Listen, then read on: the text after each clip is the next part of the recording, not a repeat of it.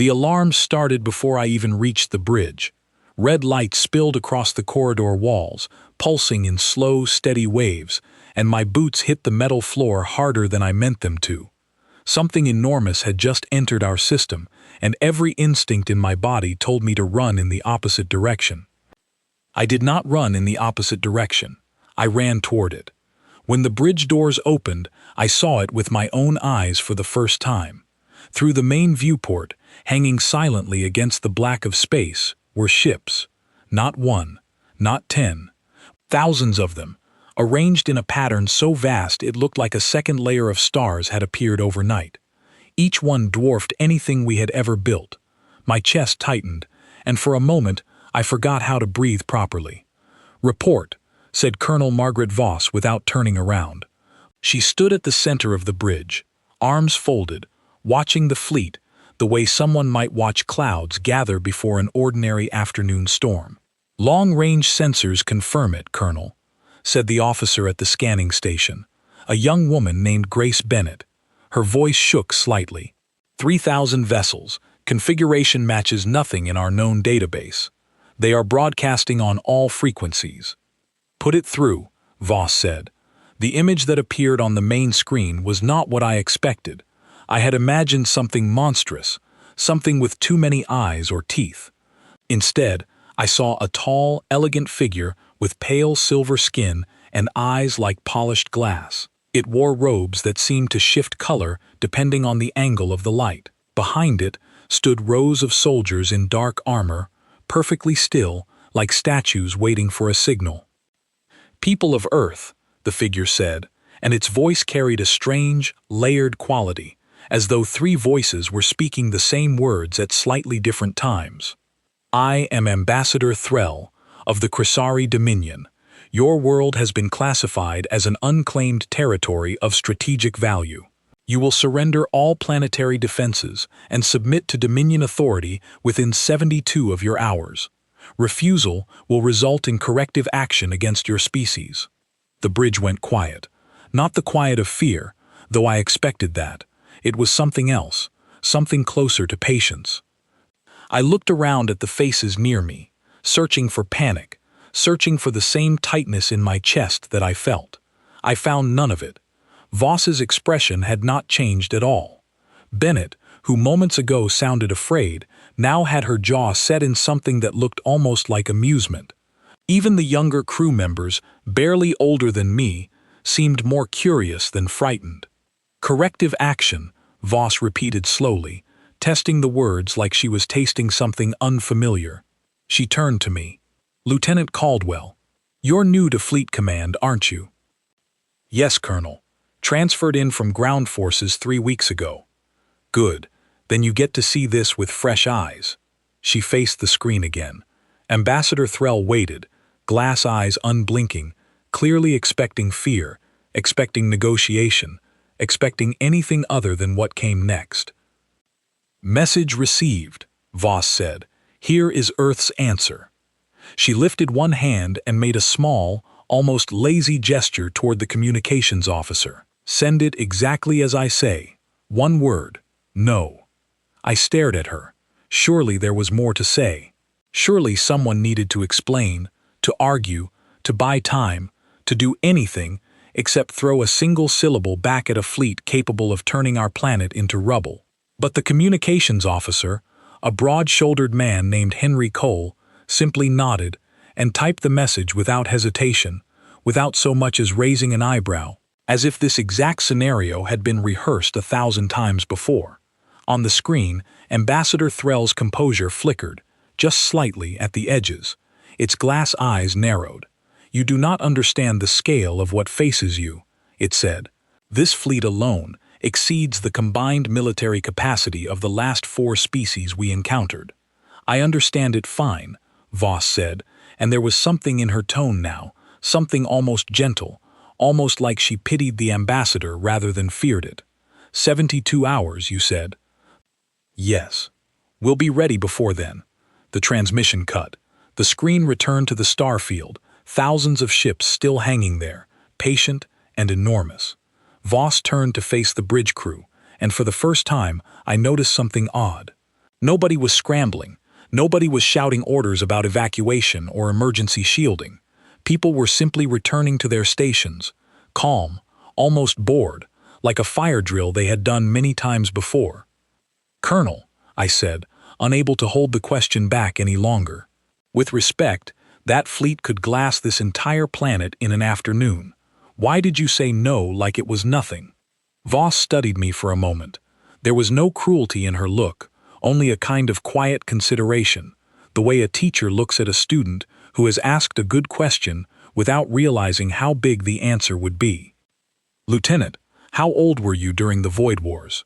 "I was a child, Colonel. I don't remember much of it." "That's the trouble with youth," she said, not unkindly. "You don't remember what this species is capable of when it decides survival is not optional." She turned back to the viewport, watching the alien fleet with an expression that was almost fond, almost sad.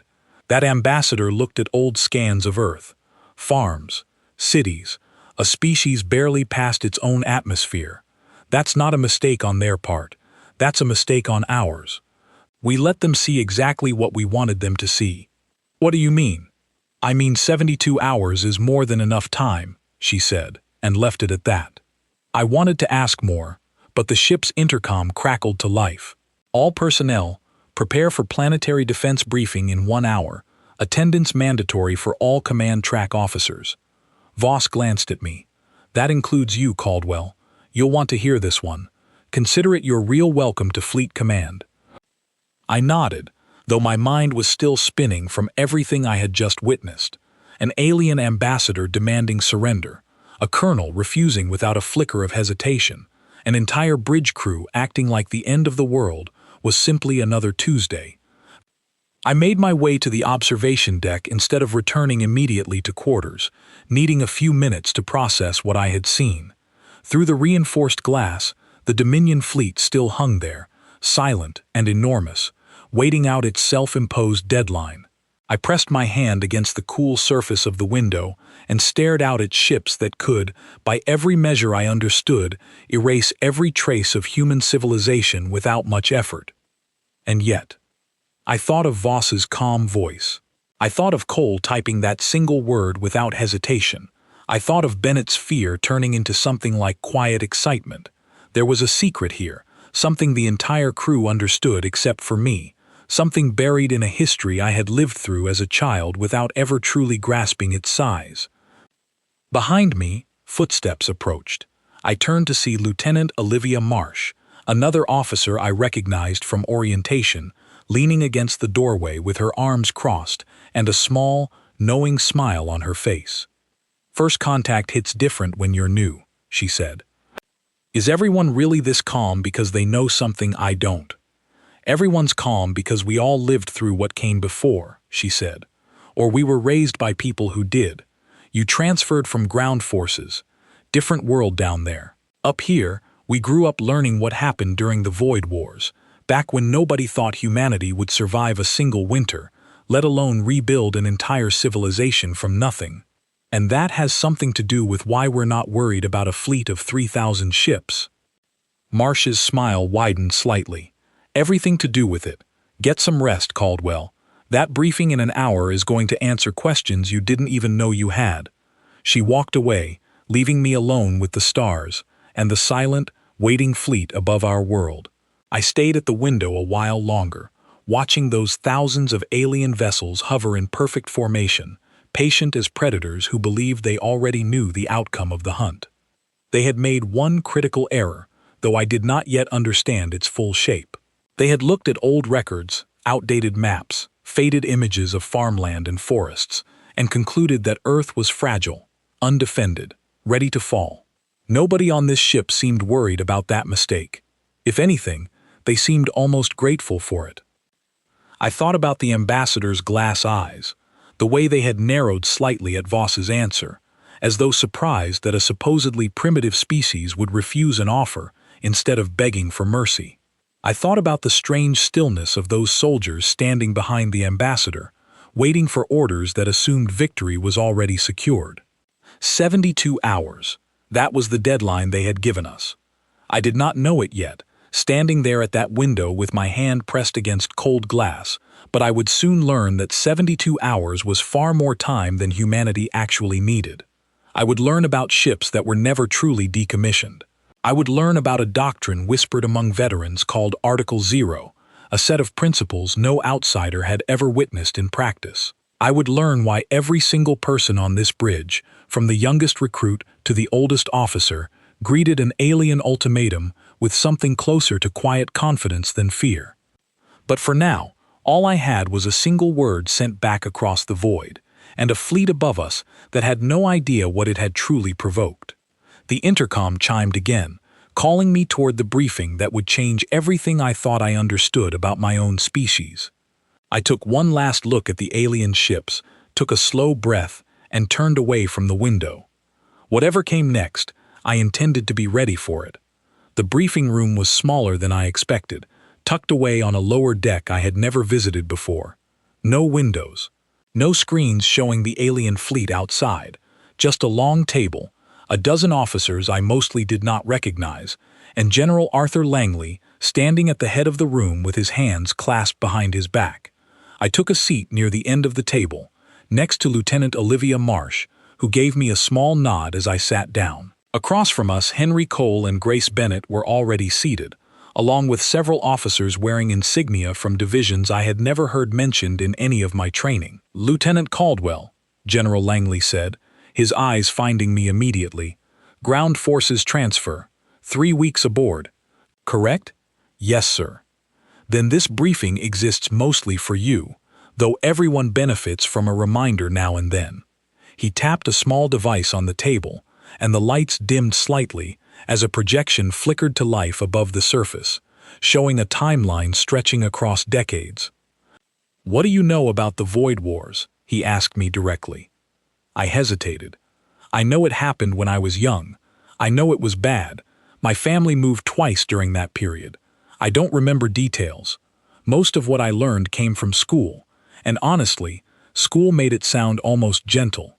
A difficult period, a time of rebuilding." Langley's mouth tightened into something that was not quite a smile. "That's by design, Lieutenant. Not because anyone wanted to hide the truth from you, but because an entire generation of children needed to grow up without carrying the full weight of what their parents survived. What you were taught was true, just incomplete." He tapped the device again, and the projection shifted, showing images I had never seen in any classroom. Cities not destroyed by war, but abandoned entirely, left standing empty as humanity retreated underground, into orbit, into places safer than the open air. I saw diagrams of massive construction projects, shipyards larger than any city, working around the clock for years. 40 years ago, humanity encountered its first hostile alien presence, Langley said, not the Dominion.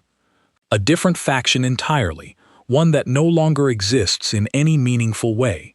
They came expecting the same thing Ambassador Threll expected today, an easy conquest, a primitive species ready to be absorbed into someone else's empire. "What happened to them?" I asked. "They learned what happens when you underestimate a species that refuses to accept the idea of losing everything," Langley said simply. "It was not a short conflict. It was not a comfortable one, but it changed us permanently. After that war ended, our leadership made a decision. Never again would Earth appear defenseless to an outside observer, and never again would Earth's true capabilities be visible to anyone who had not earned the right to see them." Marsh leaned forward slightly. "That's where Article Zero comes from," she said quietly, more to me than to the room. "What is Article Zero?" I asked. "I've heard the phrase, but nobody explains what it actually means." Langley exchanged a glance with the other officers at the table, several of whom nodded slightly, as though granting permission for the conversation to continue. "Article Zero is the foundational doctrine of Earth's current defense strategy," Langley said. "In simple terms, it states this: humanity will never again present its full strength before a threat has committed to hostility.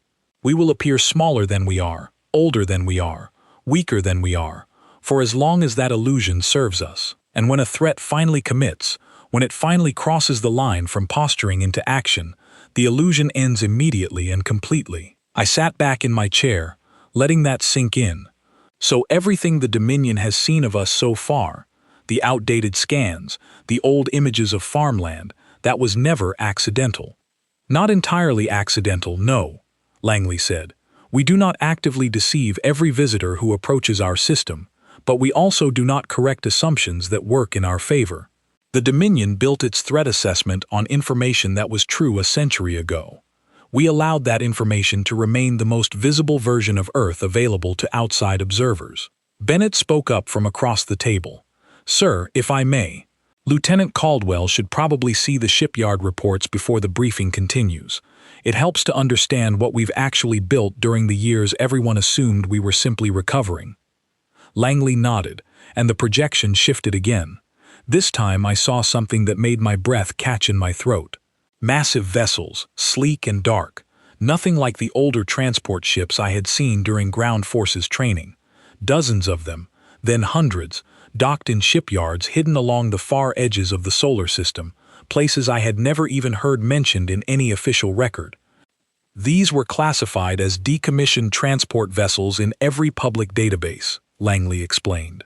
In reality, they were quietly repurposed over the last 3 decades into a defense fleet capable of matching, and in several key areas, exceeding anything the Dominion currently deploys.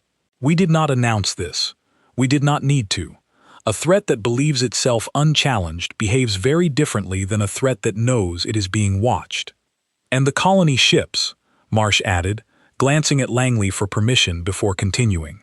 Public records list several dozen colony vessels launched over the past 20 years, meant to establish settlements on nearby habitable worlds.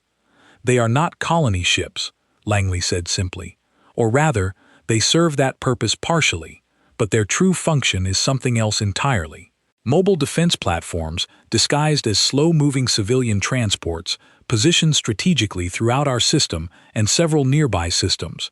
Any hostile fleet approaching Earth passes through what appears to be empty space, unaware that it has already entered a carefully constructed perimeter. I sat there absorbing all of this, feeling the shape of the last 3 weeks shift entirely in my mind. Every briefing I had attended since transferring aboard, every casual comment from senior officers about being patient, about trusting the process, suddenly made a different kind of sense. Why tell me all of this now? I asked. Why not before the Dominion arrived? Langley's expression softened slightly. Because knowledge like this changes how a person carries themselves, Lieutenant. We do not share it casually, and we do not share it with anyone whose loyalty or judgment we have not already tested. You have proven both in your time with ground forces. Colonel Voss recommended you personally for this briefing. That surprised me more than anything else said in that room. Voss, who I had met only a handful of times, had apparently been watching my performance closely enough to vouch for me before something this significant. There's something else you should understand, Langley continued, and the projection shifted one final time, showing a simple insignia I did not recognize, a shield split by a single vertical line. Article 0 has a second component, one that matters more than the illusion itself. It requires absolute unity among every branch of Earth's defense forces the moment true conflict begins.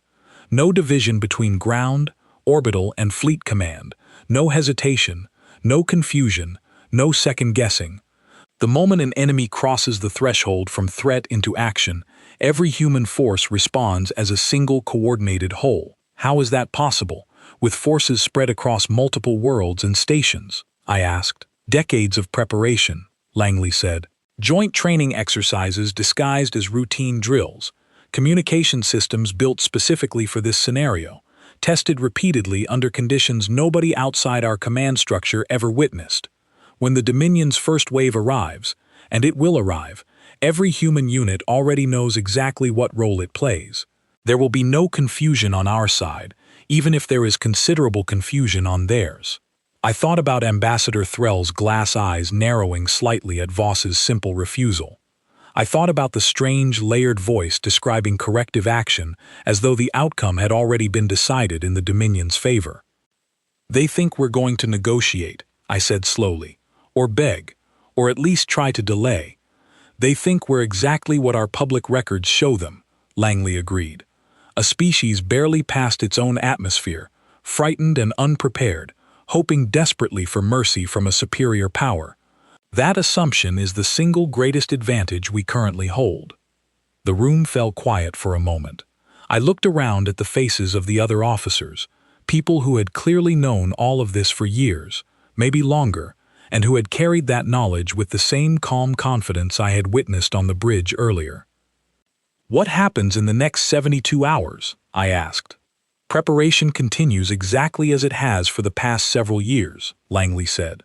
"Nothing changes on our end, because nothing needs to change. Every system, every ship, every soldier has been ready for this moment for a very long time. What changes is simply the timeline. The Dominion has given us a deadline they believe favors them. In reality, it barely matters to us at all." Marsh leaned over slightly and spoke quietly enough that only I could hear. "The scary part isn't the countdown, Caldwell. The scary part, for them anyway, is what happens the moment that countdown reaches zero and they realize the countdown was never really about us." I turned that thought over carefully. An entire species preparing to unveil decades of careful, patient work, all triggered by a single alien fleet that believed it held every advantage.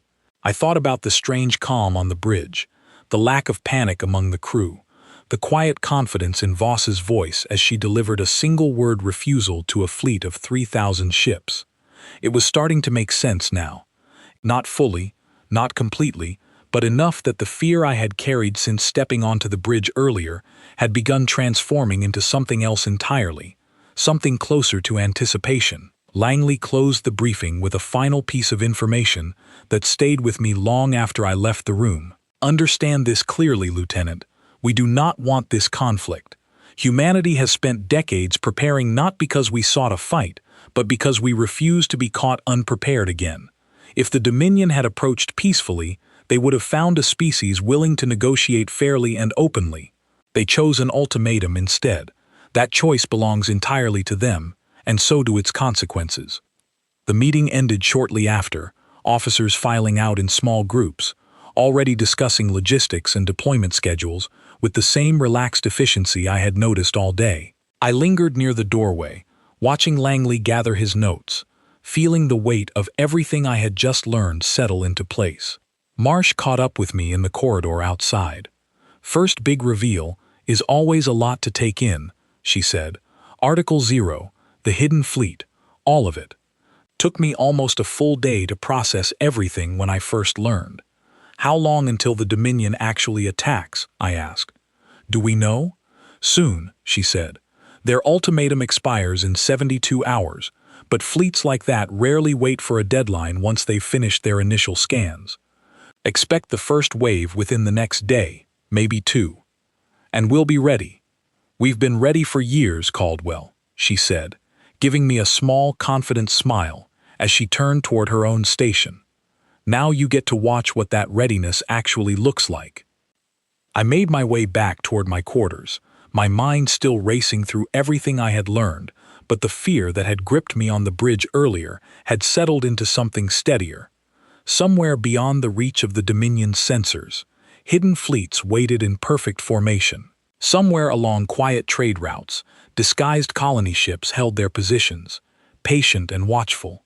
And somewhere across every branch of Earth's defense forces, soldiers who had trained for this exact moment continued their preparations with the same calm confidence I now understood far better than I had that morning.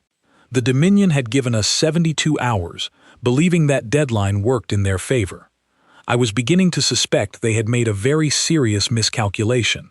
The countdown never reached 0. I learned that lesson less than 30 hours after the briefing with General Langley, when the alarms tore through the ship again, sharper and more urgent than before. I reached the bridge at a full run this time, and the scene waiting for me was very different from the calm, patient atmosphere of the previous day. Every station was active, every screen filled with data streams, and Colonel Voss stood at the center of it all, with the same steady composure I remembered, though now her eyes moved quickly across the incoming reports. "Talk to me," she said to the room in general. "Dominion fleet is moving," Bennett called from her station. First wave breaking formation, estimated 300 vessels inbound, ignoring the remaining deadline entirely. They got impatient, Cole muttered from communications, though there was no fear in his voice, only a kind of grim satisfaction. Copy that, Voss said. All stations, this is not a drill. Initiate Article 0 protocols. Full activation across every division. The bridge shifted instantly. Screens that had shown simple star charts moments before now displayed something far more complex. Layers of defense grids I had not known existed, spreading outward from Earth in overlapping rings I could barely track with my eyes. Lieutenant Caldwell, Voss said, turning to me, you're with me at the tactical station. Time to see this properly instead of second-hand. I moved quickly to stand beside her, watching as the main screen shifted to show the incoming Dominion wave. 300 ships, moving in tight formation, clearly expecting minimal resistance based on everything their scans had told them about Earth's defenses. Their sensors still think we have maybe a dozen active defense platforms, Voss said quietly, mostly for my benefit. Watch what happens when they find out otherwise. The Dominion ships crossed an invisible line on the display, and the entire tone of the bridge shifted. Reports came in rapid succession from stations I had not even known were staffed until that moment. Perimeter fleet responding, Bennett called out. Colony platforms 7 through 22 converting to active defense configuration. On the main screen, I watched vessels that had appeared as slow, unremarkable transport ships suddenly reshape themselves, panels folding back to reveal weapon systems and shielding I could not have imagined moments earlier. What had looked like an empty stretch of space surrounding Earth revealed itself as a carefully hidden defensive network, activating all at once with practiced precision. The Dominion fleet's reaction came through on intercepted communications, translated quickly by the ship's systems. Confusion, sharp, urgent commands. Voices that had sounded confident during the earlier ultimatum now carried a very different tone entirely. They're trying to reroute, Cole reported. Communications chatter suggests they believed this region of space was completely undefended. It was, as far as they knew, Voss said calmly. Continue tracking. Do not engage unless they commit to hostile action. That restraint surprised me. Even now, with an alien fleet advancing directly toward Earth, our forces waited, holding their position rather than striking first. Why aren't we engaging immediately? I asked quietly. Article 0, Voss reminded me. We do not initiate. We respond. It matters more than you might think, Lieutenant. Every action we take from this point forward will be recorded, analyzed, and remembered by every other species watching from a distance.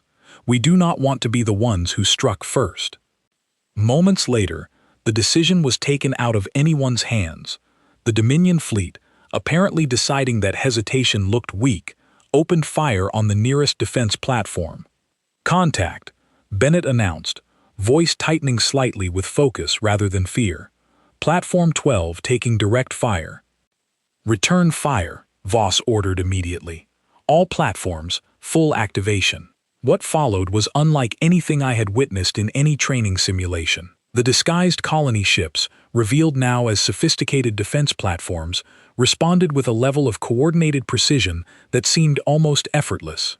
Dominion vessels that had expected to sweep through an undefended region instead found themselves caught in overlapping fields of defensive fire, unable to advance without taking damage from multiple directions at once. Their formation is breaking, Cole reported, a note of genuine surprise creeping into his voice despite everything we had discussed the day before. I watched the main screen carefully, seeing individual Dominion ships peeling away from the main group, engines flaring as they attempted evasive maneuvers against a threat their own sensors had assured them did not exist. Several vessels toward the rear of the formation began falling back entirely, clearly reconsidering the wisdom of continuing forward. They're requesting a temporary halt to hostilities, Cole said suddenly. Direct transmission, Colonel. Put it through. The same silver-skinned figure from the earlier ultimatum appeared on screen, though Ambassador Threll's composed expression had shifted into something far more strained. Behind the ambassador, I could see officers moving urgently in the background, a level of disorder completely absent from their earlier confident transmission. This region was recorded as undefended territory, Threll said, glass eyes narrowed with something between confusion and frustration. Explain this discrepancy. Voss's expression remained perfectly calm, almost gentle. Ambassador, your intelligence appears to be somewhat outdated. I'd recommend updating your records before your next visit. You will cease hostile action immediately, Threll demanded. You opened fire on our defense platform first. Voss reminded the ambassador simply. We are well within our rights to respond in kind. If you wish to cease hostilities, order your fleet to withdraw. We have not fired a single shot beyond direct response to your own aggression. The transmission cut abruptly, and moments later, the remaining Dominion vessels in the first wave began a slow, careful retreat, pulling back from the defense perimeter entirely.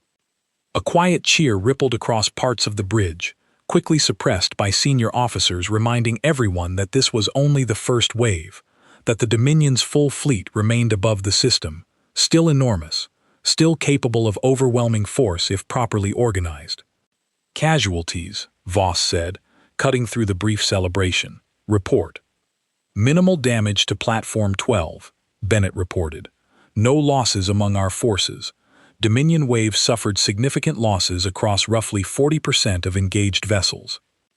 I stood there absorbing the numbers, trying to reconcile them with the fear I had felt only a day earlier, staring out at that massive fleet through the observation deck window.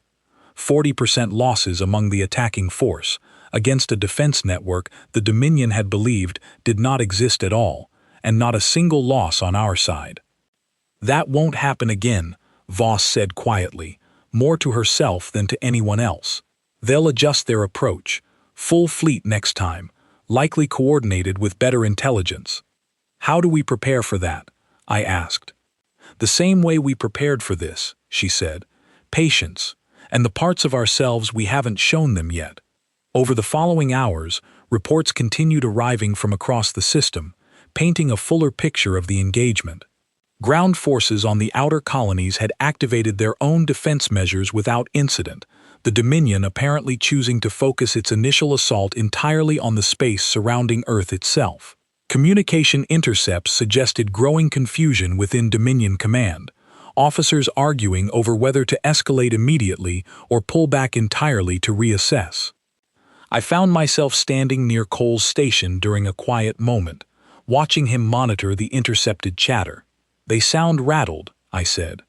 They should, Cole replied, a small grin tugging at the corner of his mouth. Imagine crossing half a galaxy expecting an easy conquest, only to find out the primitive little planet you came to collect just handed you your first real defeat in longer than you can remember. Does that happen often? Species underestimating us like this? More often than you'd think, Cole said. Every single time, they make the same mistake. They look at old records, outdated scans, and decide we're harmless. Every single time, they learn otherwise. Marsh appeared beside us, having stepped away from her own station briefly. First wave results are already spreading through Dominion communications, she said. Word travels fast among fleets that size. Won't be long before their full command structure knows exactly what happened here. Will that make them more cautious, I asked, or more aggressive?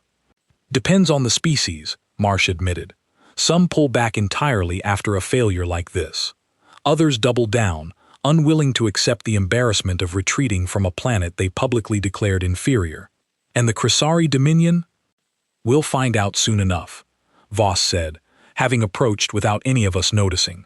Her expression remained steady, though I detected something new beneath the calm now, a kind of careful readiness that suggested she expected the next confrontation to be considerably more difficult than the first. The first wave was a probe, she continued, a test to gauge our actual capabilities after their outdated intelligence proved wrong. They'll regroup, adjust their strategy, and return with considerably more force and considerably more caution. How long do we have? I asked. Hard to say precisely, Voss admitted. Hours, most likely. Perhaps a full day if their command structure argues extensively over the correct approach. Either way, We use this time wisely. Across the bridge, officers had already begun compiling reports, analyzing the effectiveness of each defense platform, identifying areas for improvement before the next engagement began. There was no celebration lingering in the air, no false sense of victory. Everyone understood clearly that this had been only the opening move in a much larger confrontation. I found myself watching the main screen, where the retreating Dominion vessels continued their slow withdrawal back toward the main body of the fleet, still waiting at the edge of the system. Somewhere among those ships, officers were reporting failure to superiors who had promised an easy, uncontested conquest. Somewhere in that vast fleet, plans were already shifting, strategies adjusting, to account for a threat assessment that had proven dangerously incomplete. I thought about General Langley's words from the briefing the day before, about a species that had spent decades preparing quietly, patiently, refusing to reveal its true strength until circumstances demanded it. I thought about the disguised colony ships, the hidden shipyards, the doctrine called Article Zero that had guided every decision made across the bridge during the engagement. The Dominion had crossed the line from posturing into action, exactly as Langley had predicted, and Earth had responded exactly as prepared, calmly and completely, without a single loss among our forces. But this was only the beginning. The larger fleet remained, thousands of ships still capable of overwhelming force if properly coordinated. Whatever came next would test everything humanity had built during those quiet decades of preparation, and I found myself standing on that bridge, watching the stars beyond the viewport, ready to see exactly how far that preparation would carry us. Voss returned to her position at the center of the bridge, her voice steady as she addressed the crew. "Good work, everyone. Rest when you can. This isn't over yet, not by a long distance, but we've shown them something today they clearly did not expect."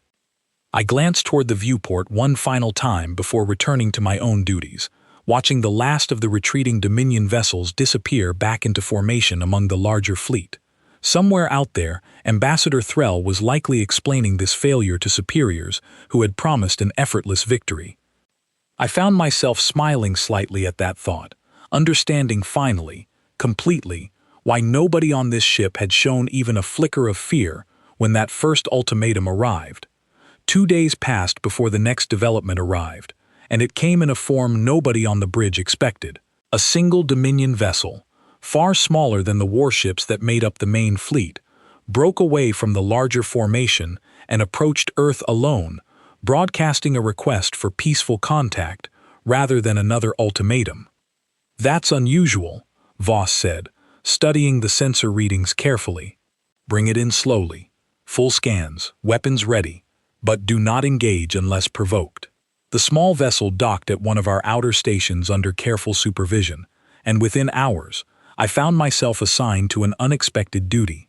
Colonel Voss selected me personally to help oversee the reception of the ship's single occupant, a Dominion officer requesting what the translated message called asylum. "Why me?" I asked, genuinely surprised by the assignment. "Because you represent something useful," Voss explained as we walked toward the secure meeting room where the Dominion officer waited. "You're new enough to fleet command that you don't carry decades of accumulated distrust toward the Dominion. I want someone in that room who can listen without automatically assuming the worst." The officer waiting for us looked different from Ambassador Threll, though clearly of the same species. Silver skin, glass-like eyes, though this figure's posture seemed less composed, shoulders slightly hunched, hands folded tightly together on the table in front of her.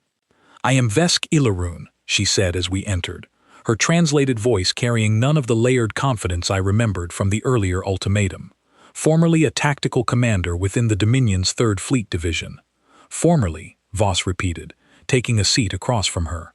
"Explain that word, please." "I have chosen to leave Dominion service," Vesk said carefully. "After witnessing the results of the first engagement, I requested reassignment. My request was denied. I chose to leave regardless." I took the seat beside Voss, watching this alien officer carefully, trying to read an expression I had no real experience interpreting. "That sounds like a significant risk," Voss said. What made you willing to take it? Vesk's glass eyes shifted between the two of us before she answered. I have served the Dominion for many years, Colonel. I have witnessed numerous first contact scenarios, numerous conquests, numerous species brought under Dominion authority. What I witnessed during the engagement 2 days ago was unlike anything in my experience. Go on, Voss said. Every other species we have encountered reacted to an ultimatum with fear, Vesk explained. Negotiation, desperate pleading, sometimes immediate surrender. Your species reacted with something entirely different, calm, confidence. And then, when engagement began, your defense response revealed capabilities our intelligence assessment considered impossible. You're saying our reaction surprised you more than our technology, I said, understanding suddenly where this conversation was heading. Precisely, Vesk said, glass eyes turning toward me with something that might have been approval. Technology can be studied, measured, countered eventually. What I witnessed from your species was something different. A complete absence of the fear response that guides most species facing overwhelming force. That single word refusal, delivered without hesitation, unsettled Dominion command more than any weapon could have. Voss leaned forward slightly. Why does that matter to you personally? Why leave your fleet over an observation like that? Vesk hesitated before answering, glancing briefly toward the door as though considering whether this conversation could be overheard. Because I have served long enough to recognize when a conquest has already failed, Colonel, regardless of what Dominion Command chooses to believe. Your species does not fight like a conquered people. You fight like a species that has already decided the outcome of this conflict, and that confidence has begun spreading among Dominion soldiers who were promised an easy victory. Spreading how? I asked. Whispers among the ranks, Vesk admitted. Questions about whether this conquest is worth the cost already being calculated. Officers who witnessed the first wave's failure firsthand are far less eager to lead a second assault than Dominion Command assumes. Voss exchanged a brief glance with me before continuing. You understand that everything you've told us could be considered valuable intelligence. Why offer it freely? Because I no longer wish to serve a command structure that values conquest over caution, Vesk said simply. Dominion leadership has convinced itself that the first wave's failure was an anomaly rather than evidence of genuine strength. They are preparing a second wave far larger than the first, coordinated across every remaining vessel in the fleet. I believe that attack will fail as well, and I no longer wish to be present when it does. The information Vesk provided over the following hours painted a picture considerably more detailed than anything our own intelligence had gathered. Dominion command structure, apparently, operated under considerable internal disagreement. Senior officers split between those who believed Earth's defenses represented an isolated tactical surprise, and those, a smaller but growing number, who suspected something far larger remained hidden. They still don't understand the full scope of what we've prepared, I said quietly to Voss during a brief pause in the questioning. No, Voss agreed, and Vesk's information suggests they won't adjust their strategy enough before the second wave arrives. Overconfidence remains their greatest weakness, even after everything that happened 2 days ago. Vesk, overhearing this exchange, offered an observation of her own. There is something else you should understand about my species, Colonel. We do not simply fear failure. We fear the reaction of species who no longer view the Dominion as an unstoppable force. Every species currently under Dominion authority watches conflicts like this one carefully. A defeat here, even a partial one, weakens our position considerably beyond this single system. Meaning? Voss prompted. Meaning Dominion Command has more at stake than simply conquering Earth, Vesk explained. They cannot afford to retreat entirely without risking rebellion among species already resentful of Dominion authority. This creates pressure to succeed here, regardless of mounting losses, which makes the coming engagement considerably more dangerous than the first. I absorbed this information carefully, understanding now that the conflict extended far beyond a simple confrontation between two opposing forces. Vesk's defection represented something larger, a crack forming within a structure that had likely appeared unshakable to every species it had previously conquered. Over the following day, I found myself returning to the secure meeting room repeatedly, gradually developing something resembling a working relationship with Vesk, though trust remained carefully measured on both sides. She answered questions about Dominion fleet capabilities, weapon systems, and command structure with what appeared to be genuine honesty, though Voss reminded me repeatedly not to accept every detail without independent verification. She could be lying to us, Voss said during one private conversation, a deliberate plant designed to feed us false confidence before the second wave arrives. Do you actually believe that? I asked. No, Voss admitted after a long moment. Everything she's told us aligns closely with independent observations from our own intelligence gathering. But caution costs nothing, Lieutenant, and overconfidence has ended more campaigns than any enemy weapon. During one of our longer conversations, Vesk asked me a question that stayed with me long afterward. Lieutenant Caldwell, may I ask you something directly? Of course. Why did your commanding officer refuse the initial ultimatum so quickly? Every other species we have encountered required considerable time to consider such a decision, weighing options, calculating survival probabilities. Your Colonel Voss answered within moments, as though the outcome had never been in question. I considered the question carefully before answering. Because it never was in question, I said finally. We spent decades preparing for exactly this scenario. The moment the Dominion demanded surrender, the answer had already been decided, long before Ambassador Threll ever arrived. Vesk's glass eyes studied me carefully. That is a difficult concept for my species to fully understand. We do not prepare for scenarios we consider unlikely. We prepare for scenarios we consider probable, based on careful calculation. Your species appears to prepare for scenarios you consider merely possible, regardless of probability. Maybe that's the difference, I said. We learned a long time ago that underestimating a threat costs far more than over-preparing for one that never arrives. Vesk fell quiet for a long moment, considering this. That is a lesson my own species has yet to learn, she said finally. Perhaps this conflict will teach it to us, one way or another. Reports arriving through the following hours confirmed Vesk's warnings. Dominion fleet movements suggested a coordinated second wave forming, considerably larger than the first, involving vessels drawn from every remaining division rather than a single testing force.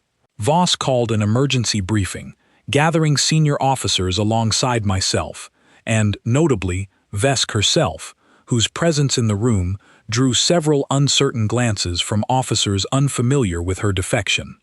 The second wave will not make the same mistake as the first, Voss explained, projecting updated fleet estimates across the briefing table.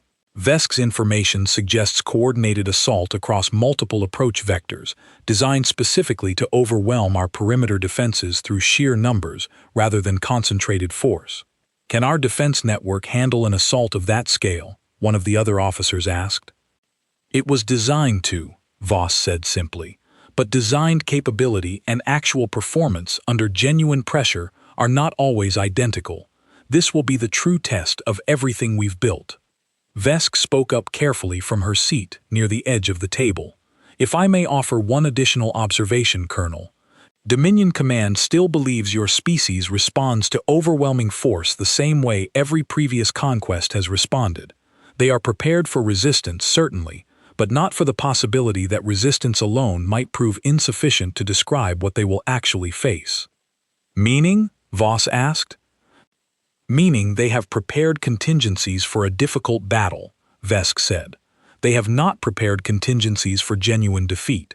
If your defenses hold against this second wave as thoroughly as they held against the first, Dominion Command will face a crisis considerably larger than a single failed conquest. I thought about that observation long after the briefing ended, understanding that the coming engagement carried weight far beyond the immediate defense of Earth. Somewhere within Dominion territory, other species watched this conflict carefully, waiting to see whether the empire that had conquered them remained truly unstoppable, or whether cracks were finally beginning to show. Vesk's defection had given us something valuable beyond simple intelligence. It had given us confirmation that the confidence humanity carried into this conflict was not merely internal reassurance, but something the enemy itself had begun to genuinely fear. The second wave was coming. Everyone on that bridge understood the stakes had grown considerably larger than before, and everyone, myself included, found themselves preparing with a quiet, steady determination that no longer felt like simple confidence. It felt like certainty. The second wave arrived at dawn, though dawn meant little aboard a ship orbiting far above any planetary surface. I had not slept, choosing instead to remain near the bridge, watching the final preparations unfold across every station. "All divisions reporting full readiness," Bennett announced, her voice steady despite the enormity of what approached. On the main screen, the Dominion fleet had begun moving in earnest, no longer the cautious probe of 2 days earlier, but a coordinated advance involving what appeared to be nearly the entire remaining force. "Confirm numbers," Voss said. "Approximately 2,600 vessels, Colonel. Multiple approach vectors, exactly as Vesk predicted." Vesk herself stood near the back of the bridge, having been granted limited access following Voss's careful consideration of the risks and benefits involved. Her glass eyes remained fixed on the display, watching her former fleet advance with an expression I still could not fully read, though something in her posture suggested genuine unease. "This is considerably larger than the first wave," I said quietly, standing beside her. "Dominion Command has committed everything to this assault," Vesk confirmed. "There will be no third wave if this fails. They cannot afford the losses required to mount another attempt. And if it succeeds, then your species learns exactly what conquest under Dominion authority means," she said simply. "I sincerely hope it does not succeed." Voss's voice cut through the tension building across the bridge. "All stations, full activation. This is not a test. Article 0, complete implementation, effective immediately." The response across the ship's systems was immediate and overwhelming. Screens I had grown somewhat familiar with over the past several days now displayed something considerably more complex. Layers upon layers of defensive positioning spreading outward from Earth, in patterns that seemed to shift and adjust in real time as the Dominion fleet approached from multiple directions. "Perimeter fleet fully deployed," Cole reported. "All disguised platforms converted to active defense configuration. Ground-based planetary defenses online across every major population center." I watched the main screen carefully as the Dominion fleet crossed into range, their approach considerably more cautious than the first wave despite their overwhelming numbers, clearly anticipating resistance this time rather than expecting an easy path forward. "They're spreading their formation," Bennett noted, "attempting to avoid the concentrated defense we demonstrated during the first engagement." "Doesn't matter," Voss said calmly. "Our network was designed to handle distributed threats, not just concentrated ones. Continue monitoring, hold position until they commit to hostile action." The waiting stretched on for what felt like hours but was likely only minutes, the entire bridge holding its collective breath as the massive Dominion fleet continued its cautious advance. I found myself standing near the tactical station, watching numbers and formations shift across the display, understanding now the full scope of what Earth had quietly prepared during decades most people had assumed were simply years of slow recovery. The Dominion fleet opened fire simultaneously across multiple sectors, clearly hoping to overwhelm our defense network before it could respond effectively to threats arriving from several directions at once. "Full engagement," Voss ordered immediately. "All platforms, respond according to established protocols." What followed tested every assumption I had carried since arriving aboard this ship. The disguised colony platforms, spread carefully throughout the system during years of quiet preparation, activated in a coordinated response that seemed to anticipate the Dominion's distributed attack pattern with unsettling precision. "They're not breaking through," Cole reported, genuine surprise evident in his voice despite everything we had discussed and prepared for. "Perimeter holding across every sector." I watched the display carefully, seeing Dominion vessels attempting to push through gaps in our defense network, only to find those gaps closing faster than their sensors could track. Ships that had approached with confident formations now found themselves caught between overlapping defensive fields, unable to advance without sustaining considerable damage from multiple directions simultaneously. "Their losses are mounting quickly," Bennett said. "Estimated 20% of engaged vessels already disabled or forced to retreat." Vesk, still standing near the back of the bridge, spoke quietly, almost to herself. "They did not expect this. Even after the first wave, they did not truly believe your defenses could handle an assault of this scale." "Why not?" I asked, glancing toward her. "Because no species we have previously encountered has managed to do so," she admitted. "Every conquest before this one eventually succumbed to sufficient overwhelming force, regardless of initial resistance. Your species appears to have anticipated exactly this scenario and prepared accordingly." The battle continued for nearly an hour, the Dominion fleet attempting increasingly desperate maneuvers to break through our defensive network, each attempt meeting the same coordinated, patient response from a defense system that had clearly been designed with exactly this scenario in mind. "Colonel," Cole said suddenly, intercepting emergency communications from Dominion Command. "They're requesting immediate ceasefire." Voss's expression remained calm, though I detected something new in her voice now, a kind of quiet satisfaction long overdue. "Put it through." Ambassador Threll appeared on screen once more, though the composed elegance from the earlier ultimatum had entirely disappeared. Behind the ambassador, I could see considerable disorder, officers moving urgently, alarms clearly audible even through the translated transmission. "Colonel Voss," Threll said, glass eyes wide with something between disbelief and desperation. "We request immediate cessation of hostilities." "You initiated this engagement, Ambassador," Voss replied evenly. "Twice now. What guarantee do we have that a ceasefire wouldn't simply become an opportunity to regroup and attempt a third assault?" Threll hesitated, clearly searching for an answer that would satisfy this unexpected reversal of power. "Dominion Command is prepared to discuss terms." "Terms," Voss repeated, something almost gentle in her tone now, though I recognized the careful precision beneath it. "2 days ago, your fleet demanded our unconditional surrender within 72 hours. I believe it's our turn to set terms now, Ambassador." The bridge fell silent, every officer watching the exchange carefully, understanding the significance of this moment as clearly as I did. "Full withdrawal of all Dominion forces from this system, effective immediately," Voss continued. "A formal binding agreement recognizing Earth's sovereignty and the sovereignty of every colony currently under human governance. Additionally, full compensation for damages sustained across both engagements and a guarantee, verified through mechanisms we will specify, that no future Dominion action will be taken against human territory without formal diplomatic engagement first." Threll's glass eyes studied Voss carefully, clearly calculating whether any alternative existed beyond acceptance. "Dominion Command will require time to consider these terms." "You have considerably less time than you gave us," Voss said simply. 24 hours, Ambassador. After that, we resume active defense of our system, with considerably less restraint than we have shown thus far." The transmission cut, and the bridge remained quiet for several long moments before a ripple of controlled relief spread across the various stations. Nobody cheered loudly. Nobody celebrated openly, though I could see the tension easing from shoulders that had carried it for days.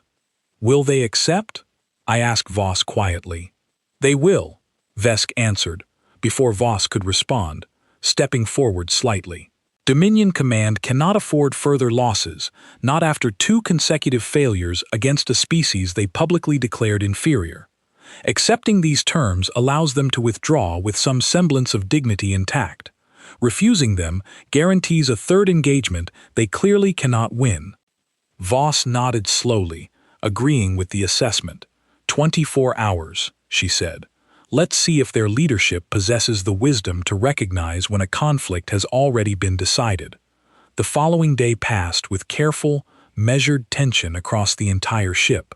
Reports continued arriving from throughout the system, confirming the full scope of Dominion losses from the second engagement. Nearly 40% of their remaining fleet had suffered damage severe enough to require immediate retreat, a number that Vesk confirmed represented an unprecedented failure by Dominion military standards. I spent much of that day near the observation deck, watching the remaining Dominion fleet hold its position at the edge of the system, no longer advancing, no longer posturing with the confident formations of 2 days earlier. Whatever discussions were occurring within Dominion Command, they were clearly considerably more complicated than the simple, dismissive ultimatum that had started this entire conflict. Marsh joined me at the window during one of these quiet moments, her expression thoughtful as she studied the distant fleet. "Strange, isn't it?" she said. 2 days ago that fleet looked like the end of everything. Now it just looks tired. "Do you think they'll accept the terms?" I asked. "I think they don't have much choice," Marsh said. "Vesk's right about the dignity angle. Accepting terms lets Dominion Command frame this as a strategic withdrawal rather than an outright defeat. Refusing means admitting publicly that a supposedly primitive species defeated their entire remaining fleet. And if they choose pride over wisdom—" Marsh's expression turned serious. "Then we finish what they started, Caldwell. Article 0 doesn't end with a single engagement. It ends when the threat genuinely stops." The response arrived with barely 2 hours remaining before Voss's deadline expired. Ambassador Threll appeared on screen once more, though the desperation from the previous transmission had settled into something more measured, more resigned. "Dominion Command accepts the terms as stated," Threll announced. "Full withdrawal will begin immediately upon confirmation of this agreement. Formal documentation recognizing Earth's sovereignty will be transmitted through appropriate diplomatic channels within the required time frame." Voss nodded, her expression betraying little beyond quiet, professional satisfaction. "Confirmation received, Ambassador. I trust this concludes our business, at least for the foreseeable future." "It does," Threll said, and then, after a brief hesitation that seemed almost genuine, added something unexpected. "I will admit, Colonel, our intelligence regarding your species proved considerably inaccurate. I do not anticipate this mistake being repeated." "See that it isn't," Voss replied, not unkindly. "Earth has no interest in conflict with the Dominion or any other power willing to engage us honestly and respectfully, but we will not tolerate demands for surrender from anyone, regardless of the size of the fleet making them." The transmission ended, and this time the celebration across the bridge could not be contained entirely, though it remained measured, professional, the quiet satisfaction of people who understood the significance of what had just occurred without needing loud displays to confirm it. Over the following hours, I watched from the observation deck as the massive Dominion fleet began its slow withdrawal, thousands of ships that had arrived with confident demands now retreating in careful, orderly formation, considerably diminished from the force that had first appeared above our system. Vesk stood beside me during this final withdrawal, her glass eyes following her former fleet's departure with an expression I finally recognized as something like relief. "What happens to you now?" I asked. "Now that the conflict has ended?" "That depends on your species' willingness to grant asylum to someone who abandoned their own fleet," she said, "though I suspect, given everything that has transpired, your Colonel Voss may find some use for someone who understands Dominion strategy from personal experience." "I think that's likely," I agreed, watching the last of the Dominion vessels disappear from sensor range entirely. Voss joined us at the window a short while later, her expression calm and thoughtful as she watched the empty space where an enormous fleet had recently threatened everything humanity had built. "Word of this will spread quickly," she said. "Every species currently under Dominion authority will hear about this within weeks, possibly days." "Will that change anything?" I asked. "It changes everything," Voss said. "A species considered unstoppable just discovered otherwise, twice, against an opponent they dismissed as primitive. That kind of information travels fast, and it travels far." I thought back to that first moment on the bridge, watching Ambassador Threll deliver an ultimatum with absolute confidence, expecting fear, expecting surrender, expecting anything other than the calm, quiet refusal Voss had offered without hesitation. I understood now why nobody on this ship had shown even a flicker of genuine fear during that initial encounter. Decades of careful, patient preparation had built something the Dominion's outdated intelligence could never have predicted, a species that had learned long ago never to appear weaker than it truly was, and never to underestimate the cost of being underestimated by others.